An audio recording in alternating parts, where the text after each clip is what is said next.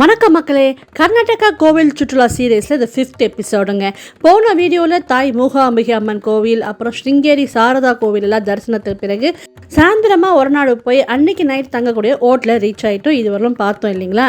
இந்த வீடியோவில் நம்ம தங்கின ரூமோட டூர், அப்புறம் அன்னதானத்துக்கே பெயர் போன அன்னபூர்ணி அம்மன் கோவில் தரிசனம், அன்னதானம், அப்புறம் விசேஷமான மங்களஹாரத்தி இதெல்லாம் பார்க்க போகிறோங்க.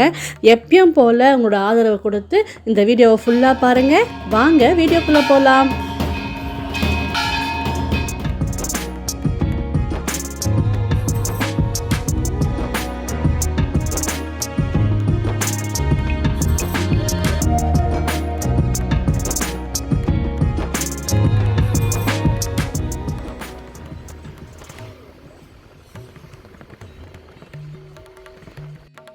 மலைப்பகுதி அப்படின்றதுனால சீக்கிரமாக இருட்டுச்சுன்னு நினைக்கிறேங்க.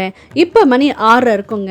காலையிலேருந்து வெயில் அதிகமாக இருந்துச்சுங்களா, ஆனால் இப்போ கொஞ்சம் குளுன்னு இருக்குது. இதுதான் நம்ம தங்க போகிற ஹோட்டலுங்க.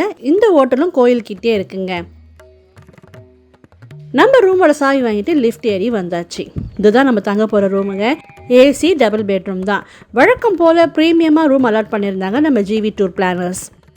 நாள் ஃபுல்லாக பஸ்ஸில் ட்ராவல், அப்புறம் கோவில் தரிசனம், இப்படி டயர்டாக இருக்கிற நமக்கு நைட் ஸ்டே கொஞ்சம் ப்ளசண்ட்டாக இருந்தால் நல்லாயிருக்கும் இல்லைங்களா.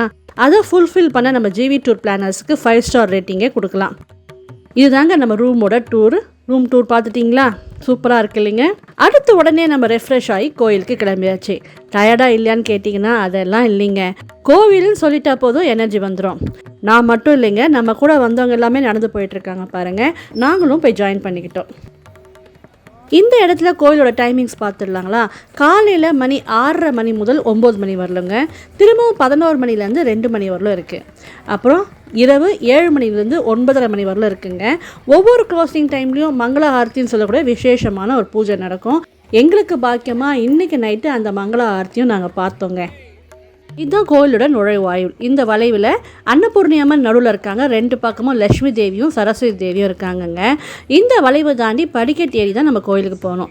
நிறைய படிக்கட்டுலாம் ஒன்றும் இல்லைங்க. ஒரு 15லேருந்து 20 படிக்கட்டுகள் தான் இருக்கும். வயதானவங்க வந்தாங்கன்னா படிக்கட்டு ஏற முடியாதுன்னா அவங்களுக்கு வண்டியிலே மேலே போகக்கூடிய வசதியும் பக்கத்தில் இருக்குங்க. எல்லா கோயிலும் கடைப்பிடிக்கிற பழக்கம் இந்த கோயிலும் இருந்ததுங்க. வழக்கம் போல் ஆண்கள் மேல் சட்டையும் பனியனும் கழட்டிட்டு தான் உள்ள தரிசனத்துக்கு போகணும். நாங்கள் போன நேரம் கூட்டம் அவ்வளோவா இல்லைங்க. அதனால நான் சீக்கிரமாக நடந்து தரிசனத்துக்கு போயிட்டுருக்கோம் பாருங்கள்.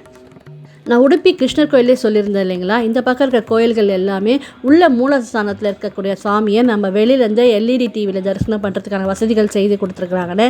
அது மாதிரி இங்கேயும் இருக்குது பாருங்களேன். இதுதான் அன்னபூர்ணி அம்மன் தரிசனத்துக்கு நம்ம உள்ளே போகக்கூடிய வழிங்க. நல்ல தரிசனங்க. ஐயர் கொஞ்சம் சீக்கிரம் போங்கன்னு சொன்னதுனால வீடியோ எடுக்க முடியலைங்க. ஆனால் எல்லாருக்காகவும் வேண்டிட்டு தான் வந்திருக்கேன். இங்கே அம்மா நின்ற கோலத்தில் கையில் சங்கு சக்கரத்தோட காட்சி கொடுக்குறாங்க. இந்த அம்மாவும் தங்கத்திலே தகன்னு ஜொலிக்கிறாங்கங்க. தரிசனம் முடிஞ்சு வெளியே வரக்கூடிய வழி இதுதான். வெளியே வந்த பிறகு பார்த்தீங்கன்னா எதிரிலே பெரிய வராண்டா மாதிரி இருந்ததுங்க. அதில் ஏறி போனோம்னா அந்த இடத்துல ஒரு மாடத்தில் சத்யநாராயண படம் வச்சு அப்போ தான் பூஜை நடந்து முடிஞ்சிருந்ததுங்க. அங்கே இருந்த ஐயர் நமக்கு பூவும் கலர் எதுவும் கலக்காத வெள்ளை நிற கேசரியும் பிரசாதமாக கொடுத்தாரு. சத்யநாராயண பிரசாதம் அப்படின்றது ரொம்ப ரொம்ப விசேஷமானதுங்க. அதை வாங்கி என் பையனுக்கு இப்போ நான் கொடுத்துட்டுருக்கேன். சத்யநாராயண் பூஜை அப்படின்றது மிகப்பெரிய பலனை கொடுக்கக்கூடிய பூஜைங்க. அந்த சுவாமியை அங்கே தரிசனம் பண்ணது எனக்கு ரொம்ப மகிழ்ச்சியாக இருந்தது. அதுதான் அன்னபூர்ணி அம்மன் தரிசனம்லாம் முடிஞ்சிடுச்சு. திரும்பவும் ஏன் க்யூவில் நிற்கிறேன்னு பார்க்குறீங்களா? 2வது தரிசனங்க. எப்படின்னு கேட்டிங்கன்னா கேப் கிடச்சா நுழைஞ்சிட வேண்டியது தான். என்ன சொல்கிறீங்க? 2 தடவை அம்மாவை நல்லா கண்குள்ள தரிசனம் பண்ண பிறகு கோயிலை சுற்றி வந்து அங்கே ஒரு கவுண்டர் இருக்குங்க. அதில் நான் 50 ரூபாய் டிக்கெட் ஒன்று வாங்கினேன். எதுக்குன்னா அதோ அங்கே கோயில் ஒரு ஆள் இருக்கார் பாருங்கள், அவர்கிட்ட கொடுத்தோம்னா வெல்லம் வேண்டுனாலும் வாங்கிக்கலாம், இல்லை அரிசி கேட்டாலுமே அதை ஒரு செம்பு தட்டில் வச்சு கொடுப்பார். நான் அன்றைக்கி வெல்லம் தாங்க வாங்கினேன். அதை கொண்டு போய் அம்மன் முன்னாடி நின்று, அன்னபூர்ணி அம்மன் முன்னாடி நின்று நம்ம என்ன வேணும்னாலும் வேண்டிக்கலாம். உதாரணத்துக்கு நம்ம வீட்டில் ஒரு சில குழந்தைங்க சரியாகவே சாப்பிட மாட்டாங்க. அவங்க நல்லா சாப்பிடணும், இல்லை நம்ம வீட்டில் என்றைக்குமே தானியத்துக்கு குறைவு வரக்கூடாது, இல்லை விவசாயம் செழிக்கணும், இப்படி என்ன வேணும்னாலும் அம்மாகிட்ட வேண்டிக்கிட்டு அதை கொண்டு வந்து திரும்ப அவர்கிட்ட கொடுத்தா அதை அவர் உண்டியில் சேர்த்துருவாருங்க.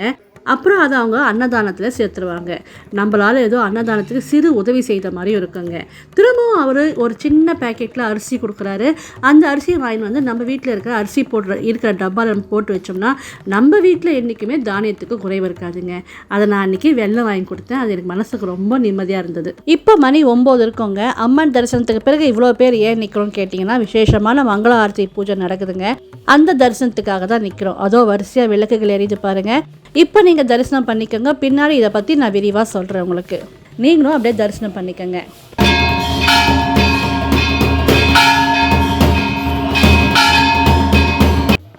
அம்மன் தரிசனத்துக்கு பிறகு அன்னதானத்திற்கே பெயர் பெற்ற அன்னபூர்ணி அம்மன் கோவிலில் அன்னதானம் சாப்பிட ஆசையாக இருந்ததுங்க.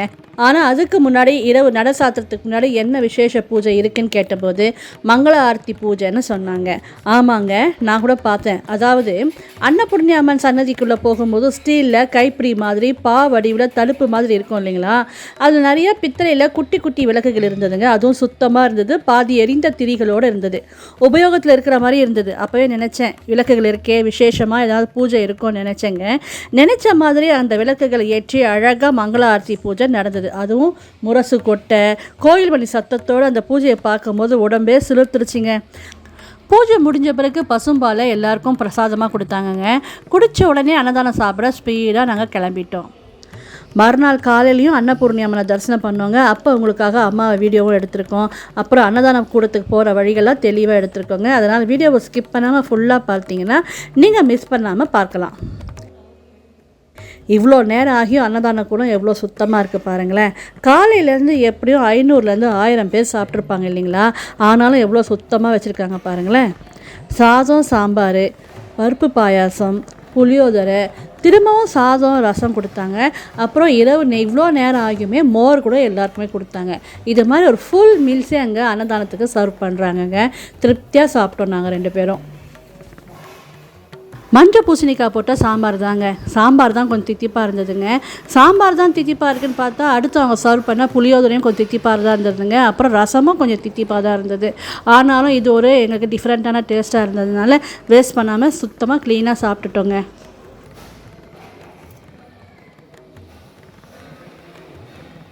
இந்த அன்னபூர்ணி கோவிலில் சாப்பாடு மட்டும் இல்லாமல் குழந்தைகளுக்கு பசும்பால் நம்ம எப்போ போய் கேட்டாலுமே சூடாக கொடுப்பாங்கங்க. அதை நம்ம கூச்சப்படாமல் வாங்கி குழந்தைகளுக்கு கொடுக்கலாம். அப்புறம் சாப்பாடு, குழந்தைகள் பால் மட்டும் இல்லாமல் படுக்கைகள், விரிப்புகள்லாம் கூட இலவசமாக கொடுக்குறாங்கங்க. ரூம் கூட வசதி இல்லாத மக்கள்கள் இதெல்லாம் வாங்கி அங்கே நம்ம கூடத்திலே கூட படுத்துக்கலாம்.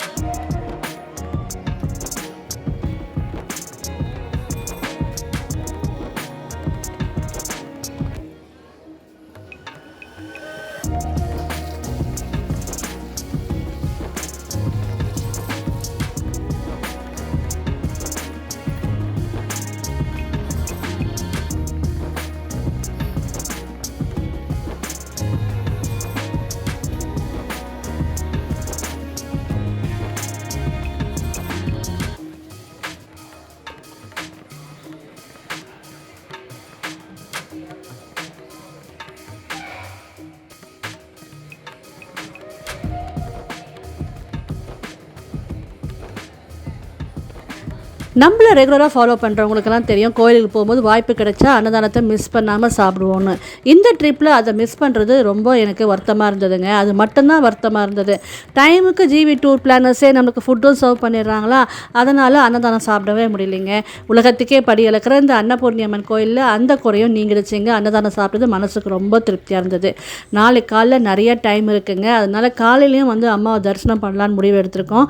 அப்போவும் அன்னதானம் சாப்பிட போகிறோம். அப்போ என்ன சர்வ் பண்ணாங்க நீங்கள் பார்க்கணுன்னா வீடியோவை ஸ்கிப் பண்ணாமல் பார்த்தீங்கன்னா தான் நீங்கள் அதையும் பார்க்கலாம்.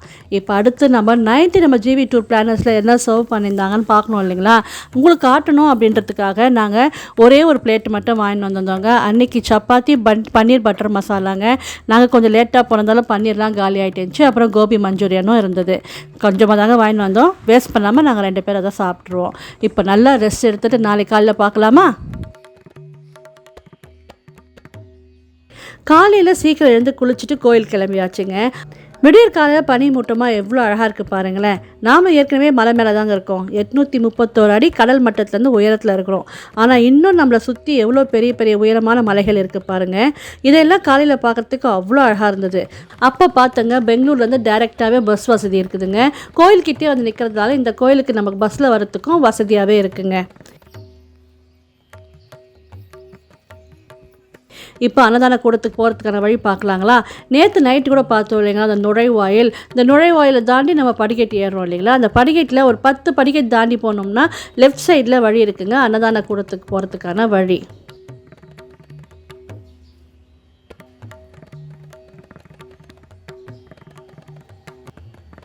கூடவே குருவி சத்தங்க.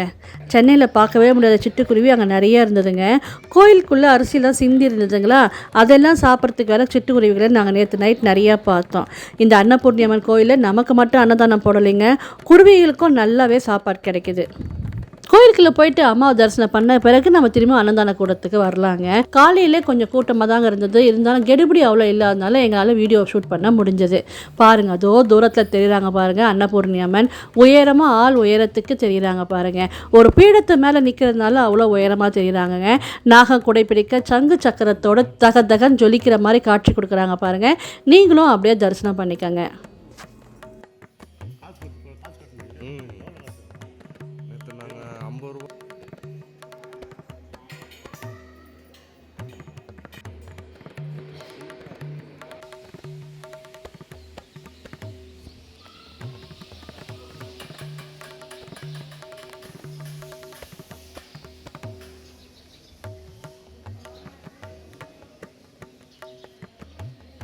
காலையிலே அன்னபூர்ணி அம்மனை நல்லா தரிசனம் பண்ண பிறகு அன்னதானத்தில் பிரேக்ஃபாஸ்ட்டுக்கு என்ன சர்வ் பண்ணுவாங்கன்னு பார்க்குற ஆர்வத்தில் நாங்கள் கிளம்பிட்டோங்க. நான் ஏற்கனவே சொன்ன மாதிரி வந்த வழியை படிக்கட்டில் இறங்கினோம்னா லெஃப்ட் சைடில் அன்னதானத்துக்கு போகிறதுக்கான வழி இருக்குங்க. இப்போ அன்னதானத்துக்கான டைமிங்ஸ் பார்த்துருந்தாங்களா, காலையில் பிரேக்ஃபாஸ்ட்டு 7:30 to 8:30 சர்வ் பண்ணுறாங்கங்க. அப்புறம் லஞ்ச் பார்த்தீங்கன்னா 11:30 to 2:30. அப்புறம் நைட்டு டின்னர், நேற்று நைட் நம்ம சாப்பிட்டோம் இல்லைங்களா ஃபுல் மீல்ஸ், அது பார்த்தீங்கன்னா நைட் 8 o'clock to 9:30 வரலாம் சர்வ் பண்ணுறாங்கங்க. நீங்கள் எப்போனா வந்தீங்கன்னா இந்த இன்ஃபர்மேஷன் உங்களுக்கு யூஸ்ஃபுல்லாக இருக்கும் அப்படின்றதுனால தான் இதையும் உங்களுக்கு ஷேர் பண்ணுறேன். கூட்டம் அவ்வளோவா இல்லாதனால கொஞ்சம் ஸ்பீடாகவே போயிட்டோம். அதோ அங்கே பஸ் தெரியுது பாருங்கள். இந்த கோயிலுக்கு பஸ் வசதியுமே நல்லா இருக்குங்க.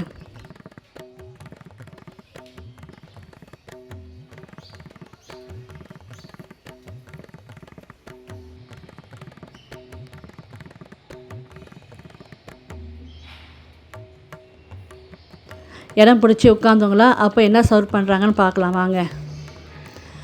பேப்பர் அவுல்னு சொல்லுவோம் இல்லைங்களா நம்ம ஊர்லலாம், அந்த அவுலில் ஒரு பிரேக்ஃபாஸ்ட் செஞ்சு சர்வ் பண்ணாங்கங்க. இந்த பக்கம் இருக்கவங்களும் அதை நல்லா விரும்பி சாப்பிட்டுட்டு இருந்தாங்க. நமக்கு கொஞ்சம் அது இறங்கிறதுக்கு கஷ்டமாக இருந்ததுங்களா, கூடவே காஃபி கொடுத்தாங்க. நாங்கள் 2 பேரும் அந்த காஃபி கொஞ்சம் ஊற்றி ஈரம் பண்ணி சாப்பிட்டுட்டோங்க.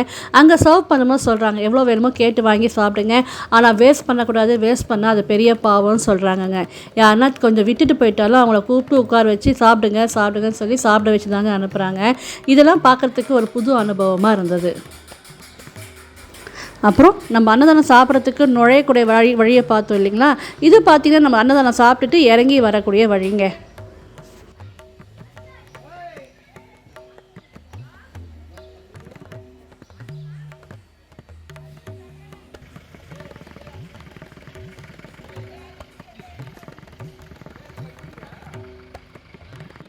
அதான் அன்னதானத்தில் சாப்பிட்டுட்டிங்களே, இப்போ எங்கே போயிட்டுருக்கேன்னு பார்க்குறீங்களா? அங்கே அன்னதானத்தில் அவுள் தாங்க சர்வ் பண்ணாங்க. கொஞ்சமாக தான் சாப்பிட்டோம் டேஸ்ட் பார்க்குறதுக்காக. இப்போ நம்ம ஜிவி டூர் பிளானர் சுட சுட சமைச்சிருப்பாங்க இல்லைங்களா, என்ன பிரேக்ஃபாஸ்ட் சமைச்சிருக்காங்கன்னு பார்க்கலாம் அப்படின்ற ஆர்வத்தில் தான் போயிட்டுருக்கேன்.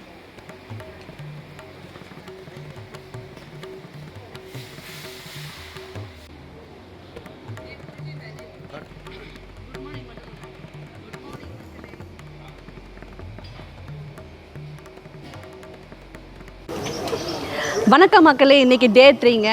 நேற்று நைட்டு நாங்கள் வந்து ஒரநாடு அன்னபூர்ணி கோயிலுக்கு வந்து ஸ்டே பண்ணிட்டோங்க. ரூம் போட்டிருந்தாங்க. ரெஃப்ரெஷ் ஆகிட்டு போய் சுவாமியை நல்லா 2 தடவை தரிசனம் பண்ணிவிட்டு நைட்டு நட சாத்தும் போது ஒரு பூஜை பண்ணாங்க. அற்புதமாக இருந்தது. அந்த பூஜையும் பார்த்துட்டு அன்னதானம் சாப்பிட்டுட்டு இங்கே ரூமுக்கு வந்துட்டோங்க. காலையில் எழுந்து குளிச்சுட்டு திரும்பி ஒரு தாட்டி சுவாமியை பார்த்துட்டு அன்னதானம் சாப்பிட்டுட்டு இப்போ வந்திருக்கோங்க. நாங்கள் அன்னபூர்ணி அம்மனோட கதை உங்களுக்கு சொல்லட்டுமா? கதை சொல்லி போர் அடிக்கிறேன்னா இருந்தாலும் பரவாயில்ல கேளுங்க. பிரம்மா என்ன பண்ணாரா, ஒரு தாட்டி ரொம்ப ஆணவத்தில் திரிஞ்சிட்டு இருந்தார். அவருக்கு முதல்ல 5 தலை இருந்தது. பார்த்தாரு அவர் பார்த்தாரு சிவன் பொறுக்க முடியல, அதனால் அவருடைய ஒரு தலையை பிச்சு போட்டுறாரு. அதனால் அவருக்கு வந்து பிரம்மஹத்தி தோஷம் வந்துடுது. அதனால் என்ன ஆகுது, அப்புறம் அந்த தோஷத்தினால பிரம்மாவோட மண்டை ஓடு வந்து திருவோடு மாதிரி வந்து அவர் கையில் ஒட்டிக்குது. அதனால் அவருக்கு அகோர பசியும் வந்துடுது. அந்த திருவோட்டில் யார் எவ்வளோ சாப்பாடு போட்டாலும் அதை சாப்பிட்டாலும் அவரோட பசி தீர மாட்டேங்குது. அப்படியே அவர் பசி பசி பசின்னு அலைஞ்சு திரிஞ்சுட்டு இருக்கும்போது ஒருத்தர் சொல்கிறாங்க, ஒரு முனிவர் சொல்கிறாரு, நீ வந்து அன்னபூர்ணி அம்மாட்ட போயிட்டு பிக்ஷை வாங்கி சாப்பிட்டா தான் அவனுடைய பசி தீரும்னு சொல்லும் போது அன்னபூர்ணி அம்மாட்ட போய் பிக்ஷை கேட்குறாரு. அன்னபூர்ணி அம்மா அவங்க கரண்டிலேருந்து எப்பயுமே சாதம் வச்சுருப்பாங்களே, அந்த கரண்டிலேருந்து ஒரு கரண்டி சாதம் போட்டு அவர் சாப்பிடும்போது அந்த ஒரு பசி தீர்ந்து போகுது. இதுதான் அன்னபூர்ணியோட அவதார நோக்கம். அன்னபூர்ணி உலகத்துக்கே படியளக்கிறவங்க, அதே மாதிரி அந்த ஈசனுக்கும் படியளந்தவங்க. அப்புறம் ஆனால் அந்த ஓடு மட்டும் பசி தீர்ந்து போது அந்த ஓடு மட்டும் அவரை விட்டு இறங்கவே இல்லை. இப்படி கீழே போட்டாலும் திரும்பி வந்து ஒட்டிக்கும், மேலே தூக்கி போட்டாலும் திரும்ப வந்து அந்த கையில் ஒட்டிக்கும். இப்படி இருக்கும்போது நாரதர் போய் விஷ்ணு கிட்ட சொல்கிறாரு, சிவன் அவ்வளோ கஷ்டப்படுறாரு, அவருக்கு என்ன ஒரு வழி பண்ணக்கூடாதான்ட்டு விஷ்ணு அவருக்கு ஒரு ஐடியா கொடுக்குறாரு. ஓடு இப்படி கீழே போடு, கீழேருந்து தீமை மேலே வந்து ஒட்டும் இல்லையா, அப்போ கையை இப்படி மூடி வச்சுக்கோ, இப்படி இருந்தால் தானே வந்து ஒட்டிடுது, இப்படி மூடி வச்சுக்கோ அப்படின்னு சொல்கிறாரு. மூடி வச்சுக்கிட்ட பிறகு அந்த ஓடு வந்து இப்படி ஒட்ட பார்க்குது, ஒட்ட முடியலன்னு கீழே விழுந்து உடஞ்சி போகுது. அப்புறம் அவருடைய தோஷமும் நீங்கிடுது. இதுதான் அன்னபூர்ணி அம்மனோட கதை. உங்களுக்குலாம் பிடிச்சிருக்கா? பிடிச்சிருந்தால் லைக் பண்ணி ஷேர் பண்ணுங்கள். மறக்காமல் நம்ம சேனலை சப்ஸ்கிரைப் பண்ணி சப்போர்ட் பண்ணுங்கள். லாங் வீடியோஸ் நிறைய வரும், அதையும் கொஞ்சம் பாருங்கள். கர்நாடகா கோயில்களுக்குலாம் என்ன விஷயம்னா, இங்கே யாரும் யாசகம் கேட்குறவங்களே இல்லைங்க. அதே மாதிரி கோயில் ரொம்ப சுத்தமாக வச்சுருக்காங்க. நாமளாக விரும்பி ஐயர்கிட்ட காசு போட்டால் தான் அவங்க எடுத்துக்கிறாங்க. அதை கூட அவங்களுக்கு சட்டை பண்ணுறது இல்லை. யாருமே இங்கே ஐயர்களுமே காசு கேட்குறது இல்லைங்க. அதுக்கப்புறம் குங்குமம் கொடுக்க மாட்டாங்க, குங்குமம் விபூதிலாம் கொடுக்க மாட்டேங்கிறாங்க. நாம் என்ன பண்ணுவோம், வாங்கி நெத்தியில் எடுத்துட்டு மிச்சத்தை போய் அப்படி ஒரு ரவுண்டு வரும்போது பில்லரில் இந்த தூண்களில் அங்கங்கே வச்சுருவோம் இல்லையா, அதனால் கோயில் அசுத்தமாகிடுது. அப்படின்றதுனால இங்கே அவ்வளோவா குங்குமம் கொடுக்க மாட்டேங்கிறாங்க. இப்போ நம்ம இன்றைக்கி என்னென்ன பிளான் கேட்டிங்கன்னா, பெல்லூர் அலபேடு போயிட்டு அப்புறம் தர்மஸ்தலா போய் அங்கே ஸ்டே பண்ணிவிட்டு, நேற்று வந்த மாதிரி நேற்று நம்ம டைமுக்கு வந்துட்டோமா ஒரு தடவை தரிசனம் பண்ணோம், அதே மாதிரி டைமுக்கு தர்மசாலா போயிட்டோம்னா நைட்டு ஒரு தடவை தரிசனம் பண்ணுற ஒரு ஐடியா இருக்குங்க. நீங்களும் எங்களோட ட்ராவல் பண்ணுங்கள். நீங்களாம் இந்த கோயிலுக்கு ஆல்ரெடி வந்திருக்கீங்களான்னு எனக்கு கமெண்ட்டில் சொல்லுங்கள். இவங்கெல்லாம் எங்களோட டூர் குரூப்பில் வந்தவங்க. இவங்ககிட்ட கேட்கலாம், இந்த கோயில் சுற்றுலா அவங்க பிடிச்சிருக்கா, இது மாதிரி கோயில்கள்லாம் பார்க்கும்போது நமக்கு அனுபவம் எப்படி இருக்குன்னு கேட்கலாம். சொல்லுங்கப்பா. பண்ணவங்க வந்து நல்லா பண்ணியிருக்காங்க. நைட்டில் ரூம்ஸ் அரேஞ்ச் பண்ணுறாங்க, காலையில் டின்னரு, அப்புறம் லஞ்சு, பிரேக்ஃபாஸ்ட்டு எல்லாம் நல்லா பண்ணுறாங்க. அதே மாதிரி ட்ராவல்ஸ்லேயும் நம்ம இட்டுன்னு போகும்போது ஓடியாங்கன்ற வந்து கம்பல் பண்ணலை. நம்மளை நிதானமாக பார்த்துட்டு நம்ம ரூமுக்கு வரா மாதிரி எல்லா அரேஞ்ச்மெண்ட்டும், ரூம் அரேஞ்ச்மெண்ட்லேருந்து போக்குவரத்து அட்ஜஸ்ட்மெண்ட்லேருந்து எங்கெங்கே என்னென்ன இருக்குது எல்லாம் நமக்கு என்னென்ன இது பண்ணுறோமோ எல்லா வசதியும் பண்ணி தராங்க. அதாவது எந்த நேரத்தில் காலியாக இருக்கும், எந்த கோயில் சீக்கிரம் போகலாம் எல்லாம் கரெக்டாக காட்டி நம்மளுக்கு எடுத்துன்னு வந்து கரெக்டாக ரூமில் எடுத்துன்னு வந்துடுறாங்க. ஒவ்வொரு ரூமும் சூப்பராக இருக்குது. நம்மளுக்கு ஏசி பஸ் தான், ஏசி ரூமு தான். அதே மாதிரி போகிறப்ப தரிசனமும் நல்ல தரிசனம். நான் வந்து இதுலேருந்து வரேன், மன ஊர்லேருந்து வரேன், அரக்கோணமா. இவங்க சிஸ்டர் வந்து பல்லாவரம்.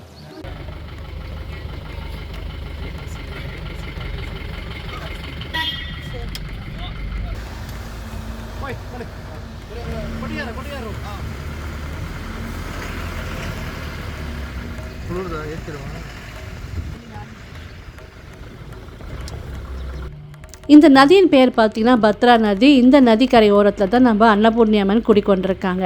அடுத்து இன்றைக்கி நம்ம என்னென்ன கோயில்கள் பார்க்க போகிறோம்னா, பெல்லூர் அலபேடு, அப்புறம் தர்மஸ்தலா போய் சிவனை தரிசனம் பண்ணிவிட்டு அங்கேயே ஸ்டே பண்ண போகிறோங்க. இந்த பெல்லூர் அலபேடு பார்த்திங்கன்னா ஃபுல்லாக கலைச்சிற்பங்கள். நீங்கள் ஏற்கனவே கேள்விப்பட்டிருப்பீங்க. இந்த கலைச்சிற்பங்கள்லாம் உங்களுக்கு பார்க்க பிடிக்கும்னா லாங்காக எடிட் பண்ணலாமா, அப்புறம் நீங்கள் லாங்காக வீடியோ பார்த்தீங்கன்னா தர்மஸ்தலாவை பார்க்கவே மாட்டீங்க. அதனால் ஷார்ட்டாக எடிட் பண்ணிவிட்டு தர்மஸ்தலாவை பற்றி விரிவாக பார்க்கலாமா, இதெல்லாம் நீங்கள் கமெண்ட் எங்களுக்கு ஒரு ஐடியா கொடுங்க. அடுத்த வீடியோ எடிட் பண்ணுறதுக்கு எங்களுக்கு ஹெல்ப்ஃபுல்லாக இருக்கும். மறக்காமல் இந்த வீடியோ ஃபுல்லாக பார்த்து சப்போர்ட் பண்ணுங்கள். உங்களுக்கு பிடிச்சிருந்தால் லைக் பண்ணுங்கள், அப்படியே ஷேர் பண்ணுங்கள் உங்கள் ஃப்ரெண்ட்ஸ்க்கெல்லாம். தேங்க்ஸ் ஃபார் வாட்சிங். பாய்.